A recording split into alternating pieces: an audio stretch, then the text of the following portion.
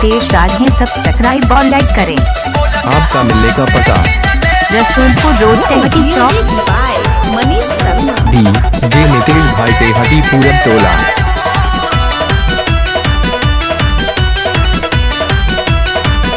इलाका धमाका नितेश हमरा भाई का होगा। तोहर भटकता। अरे बाबू बोलो हो इलाका किसी का भी धमाका नितेश भाई का होगा। हमरा फैशन पमन तोहर भटकता।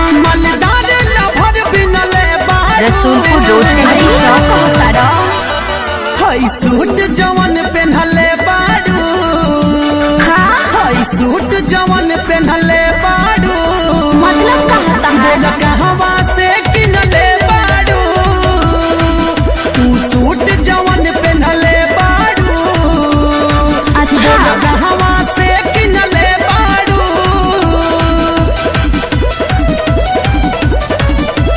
कहवा से किनले बाड़ू, किनले बाड़ू। इलाका किसी का हीरो धमाका नितेश भाई का होगा। आराम में कोई नीत पूछ न भेटाइल। जिला मोतिहारी में मन जहुआइल। अरे DJ का नितेश भाई तेहटी पूरब टोला। ओइ जैसे रसूलपुर रोड तेहटी चौक। इनका फोन नंबर है 63989। रसूलपुर रोड तेहटी चौक। अरे विश्वास रसूलपुर करो रोड तेहटी चौक। हई सूट जवन पेन्हले बाड़ू, DJ नितेश भाई सूट तेहटी जवन पूरब टोला। पेन्हले बाड़ू, हाँ बोल कहवा से किनले बाड़ू। इनका फोन नंबर है 609899138। अच्छा बोल कहवा से किनले बाड़ू। अरे सूट के पीछे काहे लागल बड़ो। अरे तार सूट सूट करता। अरे ना हो रसूलपुर रोड अरे तेहटी हाँ चौक। हो। बोल कहवा से किनले बाड़ू। रसूलपुर रोड तेहटी चौक। कहवा से किनले बाड़ू।